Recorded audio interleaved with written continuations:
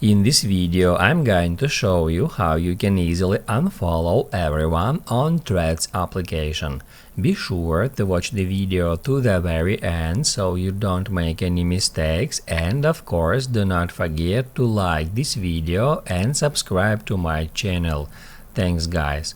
So let's get started, and first off, open up Threads, then go to your profile, and then tap where it says followers.